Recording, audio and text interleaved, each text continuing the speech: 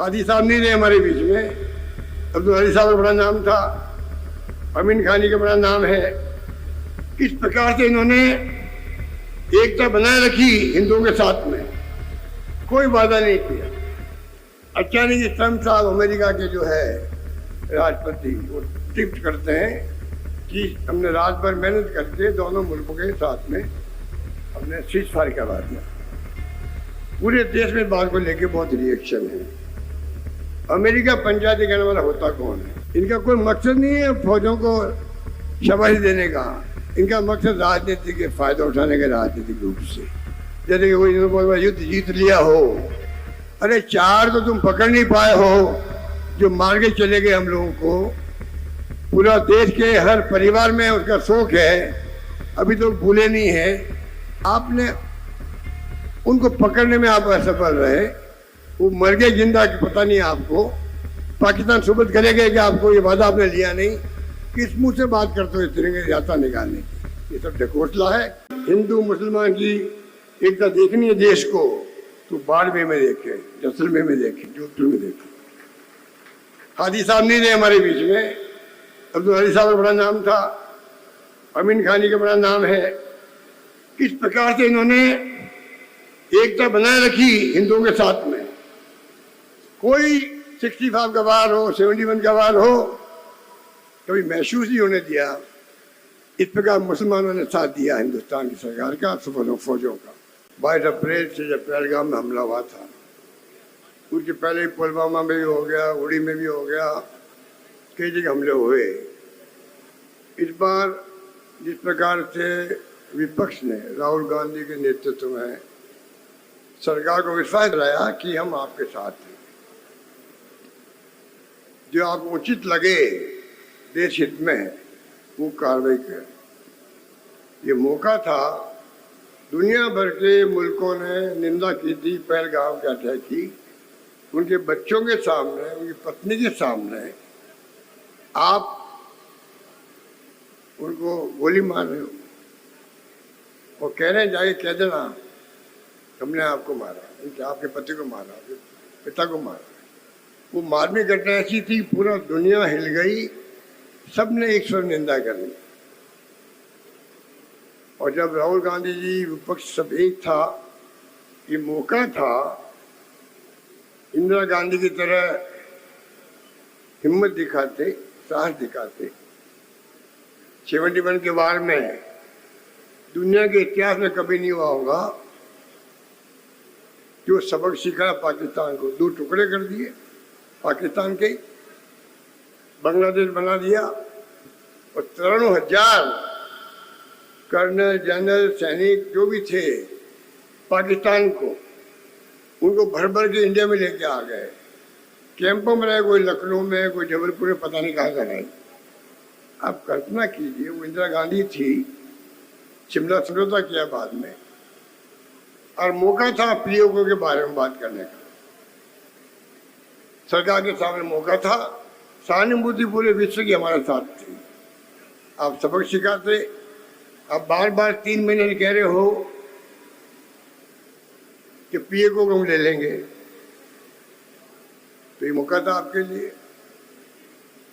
आप सबक सिखाते पाकिस्तान को, पूरा कश्मीर एक हो जाता पीओके समेत, वो आपने नहीं किया। ये युद्ध भी अजीब तरह हुआ है। कोई जमाना था कि बाढ़ में, जैसलमेर, जोधपुर में तो ट्रेन आती थी, टैंक उसके ऊपर लद के आते थे, सैनिक हजारों आते थे। आप लोग जाके स्टेशन में सम्मान करते थे सैनिकों का, नाश्ता करवाते थे, माला पहनाते थे। इस बार तो हाईटेक युद्ध हुआ है, हाईटेक। बाढ़ में, जैसलमेर में भी ड्रोन आ गए हो या वो मिसाइल आई हो, उड़ा दिए गए हो।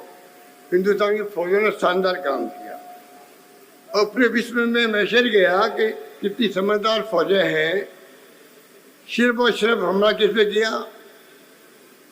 जो ठिकाने थे आतंकवादियों के 9 जगह पर। कोई जो आबादी रहती है वहाँ हमला नहीं किया, बल्कि जो हमारे दुश्मन देश पाकिस्तान है उसके जो आर्मी के कैंप थे पहले उस पर भी हमला नहीं किया।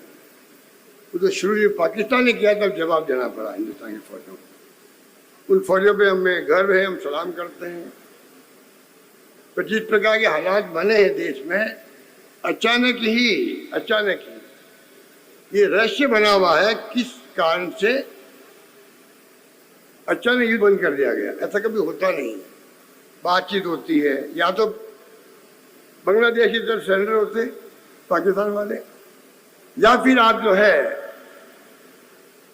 बातचीत करते, देश को मालूम होता भाई बातचीत चल रही है।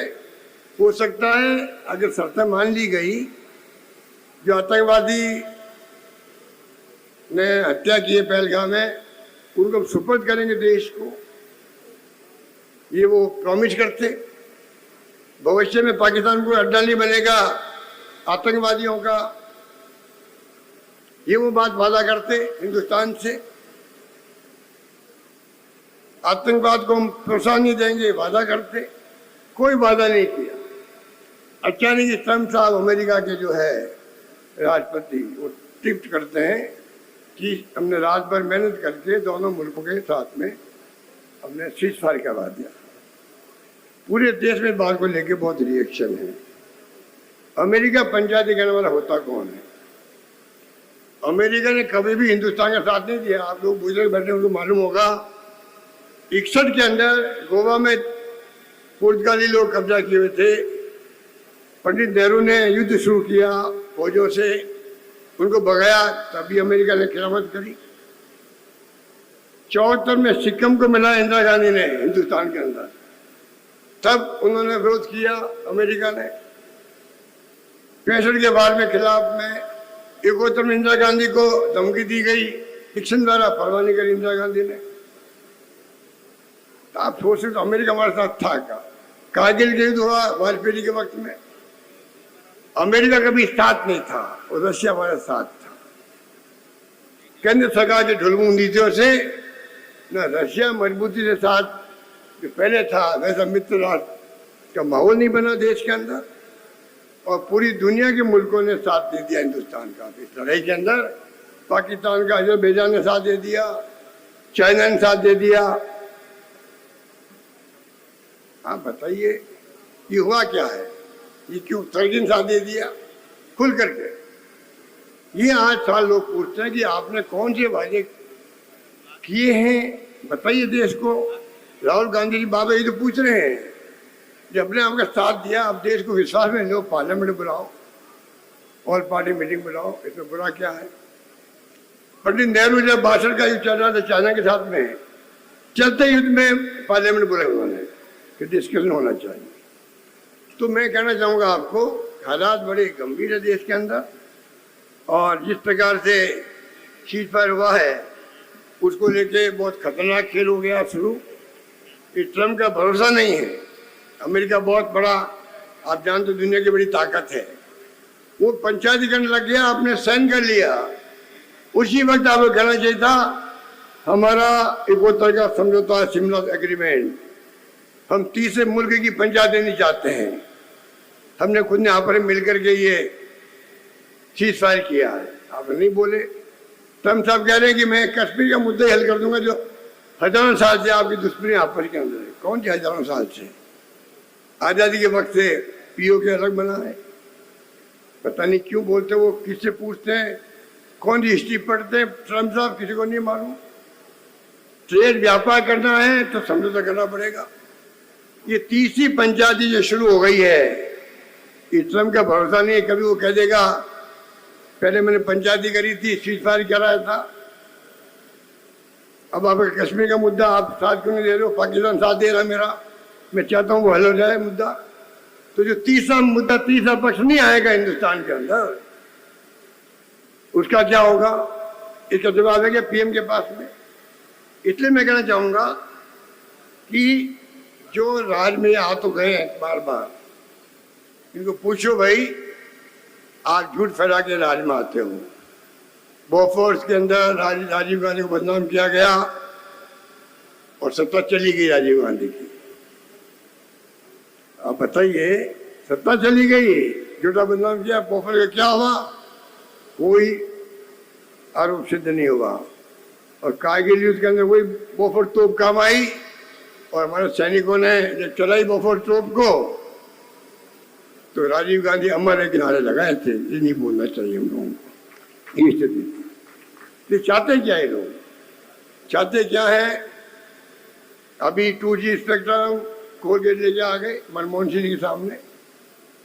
अरे सोनिया गांधी ने जो फैसले किए, डरेगा आप तो बाड़मेर के लोग हो, मारवाड़ लोग अपन जानते हैं कि अकाल सूखे में नरेगा का क्या उपयोग है, कितना आराम हो गया। पहले कैसे तड़पते थे हम लोग अकाल सूखे के अंदर। मुझे याद है कि मलेरिया फैल गया था पूरे मारवाड़ में। खुद गया जैसलमेर, बाड़मेर, जोधपुर के गांव गांव में घूमा था मैं। मुझे मालूम है कि लोग बैलगाड़ी भर भर के लाते थे मरीज लोग। आपने हमेशा एक मैसेज दिया पूरे प्रदेश को। आप सीमा पर रहते हैं पाकिस्तान की, पूरी पट्टी पे हिंदू भी है, मुसलमान भी है, सिंधी मुसलमान भी है। क्यों जो एकता दिखाई आपने, आज़ादी के 75 साल हो गए हैं। बेमिसाल हिंदू मुसलमान की एकता देखनी है देश को, तो बाड़मेर में देखे, जैसलमेर में देखे, जोधपुर में देखे। हादी साहब नहीं रहे हमारे बीच में। अब्दुल हरी साहब का बड़ा नाम था, अमीन खानी का बड़ा नाम है। किस प्रकार से इन्होंने एकता बनाए रखी हिंदुओं के साथ में। कोई 65 का वार हो, 71 का वार हो, कभी महसूस नहीं होने दिया। इस प्रकार मुसलमानों ने साथ दिया हिंदुस्तान की सरकार का, सुपरनों फौजों का। इसलिए मैं कहना चाहूँगा कि अभी रणदीप सुरजेवाला जी और हमारे अन्य साथी बोलेंगे। मैं इतना ही कहना चाहूँगा, राहुल गांधी ने चेताया इनको पहले कि आप गले मिल रहे हो चाइना से, जहाँ जाते हो 100 मुल्कों में जा चुके हैं मोदी जी, गले मिल रहे हो, ये महंगा पड़ेगा आपके लिए, महंगा पड़ गया। युद्ध हुआ, कोई मुल्क ने हमारा साथ दे दिया देश दुनिया के अंदर, चाइना समेत। चाइना के खिलाफ चला गया। ये स्थिति आपने देखी है। इसलिए सोच समझ के अब ये तिरंगा यात्रा निकाल रहे हैं। और कांग्रेस के तो आप भी आ जाओ, कभी देखा आपने पार्टी बीजेपी का तिरंगा लगा हुआ? इनको पूछो तिरंगा आपने कब अपनाया? आप तो तिरंगे के खिलाफ थे। नागपुर के अंदर इनका RSS हेडक्वार्टर है।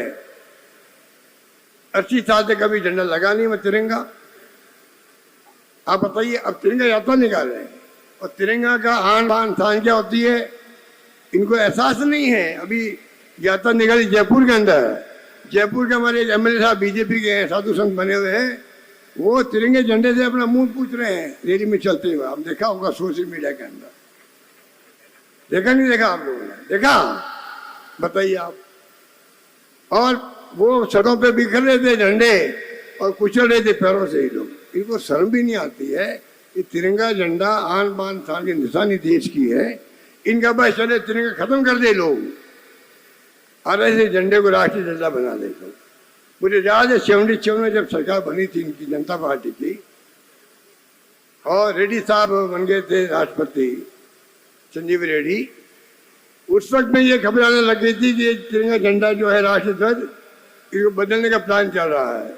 हम लोग जोधपुर में आए थे, वो हमारे डेलीगेशन जाके मिला। मैंने कहा आपका बैकग्राउंड कांग्रेस का है, तिरंगा झंडा आज़ादी का महात्मा गांधी के ज़माने से ही, पंडित नेहरू के ज़माने से, मौलाना आज़ाद थे या सरदार पटेल थे, उनके पहले से निशानी है, देश की पहचान है दुनिया के अंदर।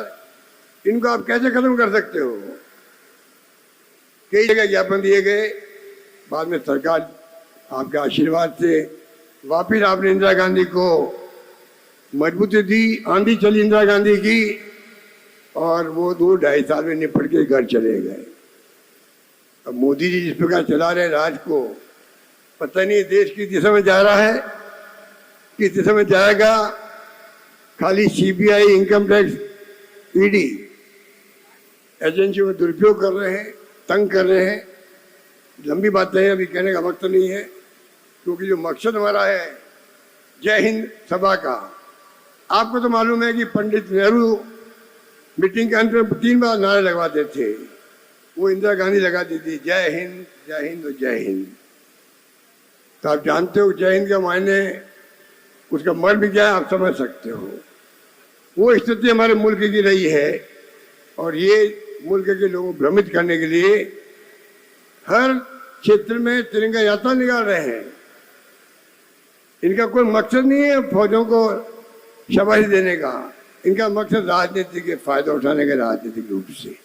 जैसे कि कोई युद्ध जीत लिया हो, अरे 4 तो तुम पकड़ नहीं पाए हो जो मार के चले गए हम लोगों को। पूरा देश के हर परिवार में उसका शोक है, अभी तो भूले नहीं है। आपने उनको पकड़ने में आप असफल रहे, वो मर गए जिंदा कि पता नहीं आपको।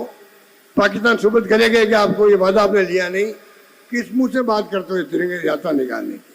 ये सब ढकोसला है। यही बात कहता हुआ मैं आप सबको मुबारकबाद दूंगा कि बाड़मेर की जनता अकाल में, सूखे में, तकलीफ में हमेशा मजबूत रही है। इस बात का गर्व पूरे राजस्थान को है। धन्यवाद। जय हिंद। धन्यवाद।